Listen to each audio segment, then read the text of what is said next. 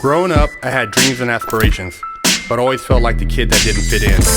For the most part, I wasn't a bad kid, but when I made the transition into adulthood, I turned to the streets for guidance. This led to getting locked up in juvenile hall, doing time in CYA, and eventually a 120-month sentence in federal prison. I had a lot of time to think and reflect during my federal sentence, so I share with you what I learned, hoping I can positively influence someone else's life with Prison Talk. Somebody made a comment, and it was something to the nature of, are you for the streets or for the establishment? They were questioning what type of ex-felon I was. And I had to almost laugh to myself, like, what kind of ex-felon am I? Because I've made a few videos talking about crime being out of control in certain places, and I made mention about DC. And this is the thing about people who say things and you don't really think about the context of what they're saying, right? DC is in the state it's in because the leaders set it up that way. They purposely allow crime to get out of control so that they can implement a military state. And now you're talking about me as though I endorse a military state. I don't endorse a military state. That's why I'm somewhere where people can legally carry guns and bust heads.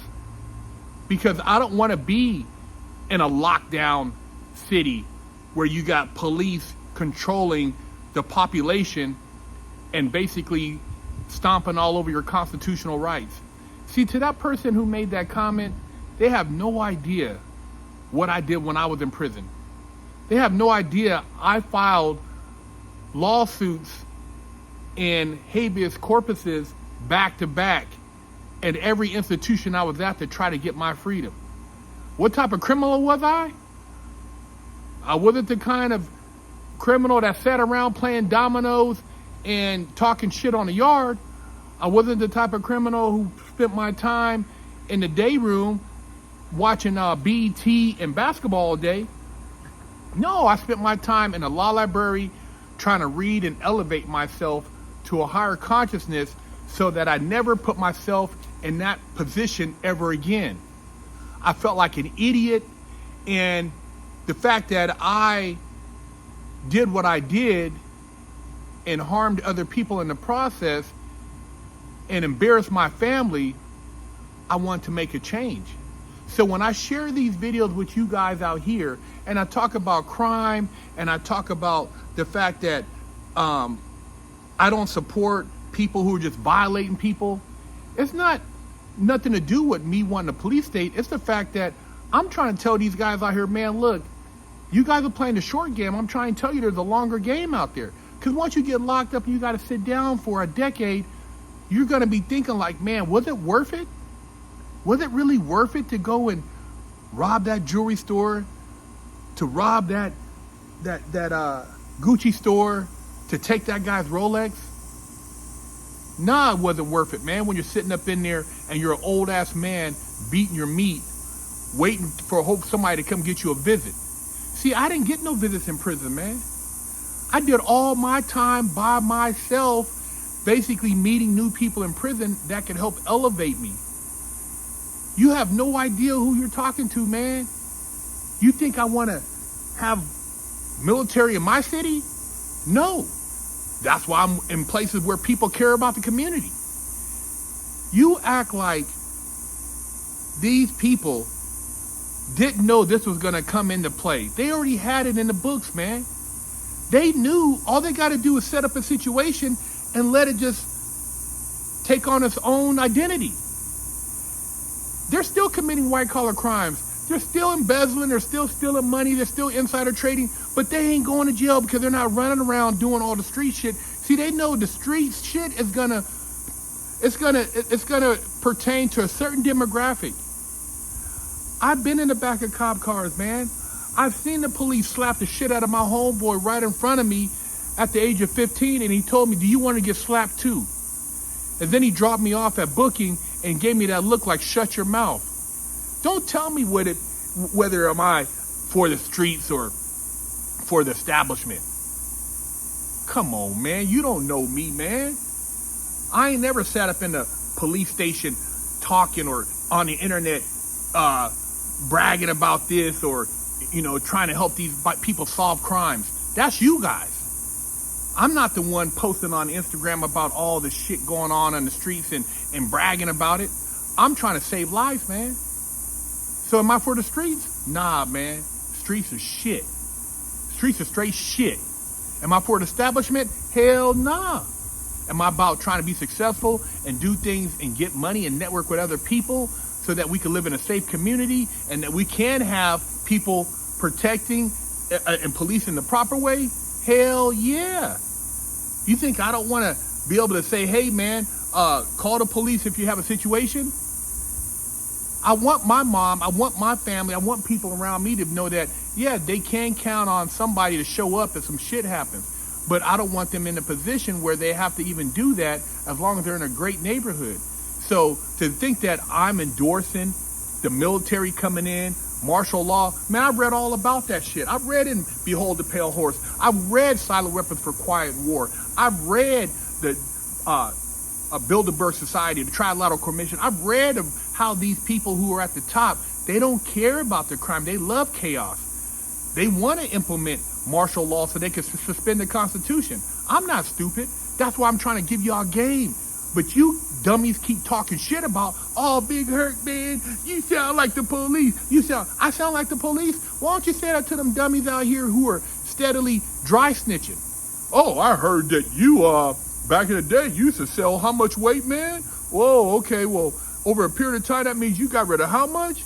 And yeah, sick the IRS on these dudes and other law enforcement investigating. I don't do dumb shit like that. You don't see me on my channel bragging about unsolved mysteries. I try to elevate young people, man, so that they can make better choices. And I don't want these guys, showing up to a prison and then having to spend the next decades trying to figure it out. You know how depressing it is to see a bus roll up and it's people that are just coming in and the lowest sentence a decade? Do you feel good about that, man? Are you one of those dudes who are happy to see people get locked up? I'm not.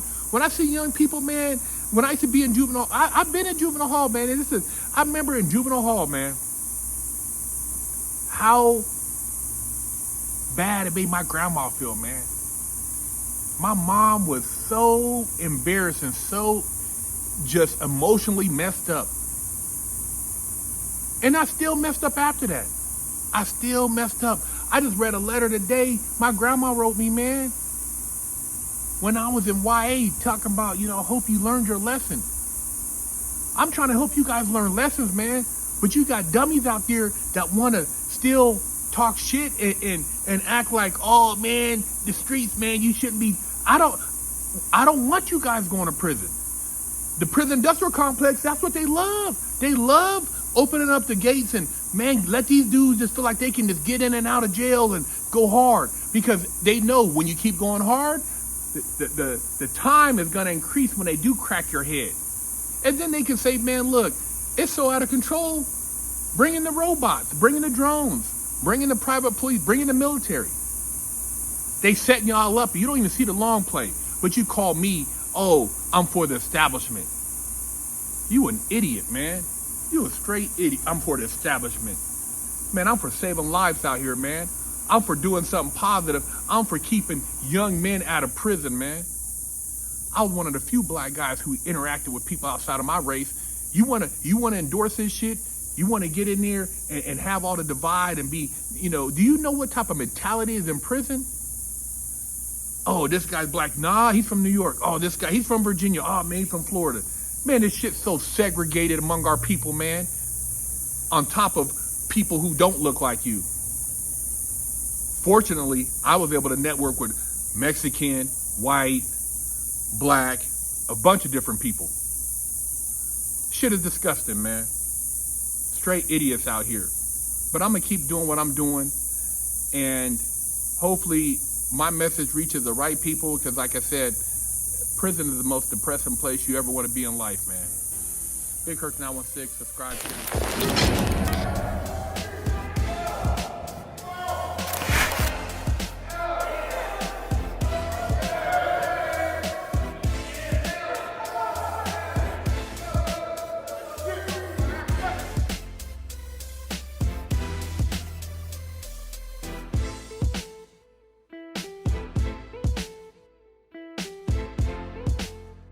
What's up? Big Kirk 916. You know it's going down August 31st. The limited edition art prints are going on sale. But I got a special announcement. On August 27th, we're doing an early bird drop of 9 prints, numbers 2 through 9, for those special supporters and art lovers that are signed up on our email list. Each print will come signed, numbered, with a letter of authenticity at a price of $250. And part of that sale will go to purchasing an art kit for an at-risk youth between the ages of 8 and 15 so that they can be positive, creative, and also pursue their dreams. So if you want to be a part of making history and also add to your art collection, go to bigherc916.com, sign up for the email list so that you can get the special link. And make sure you share this video so we can make this go viral.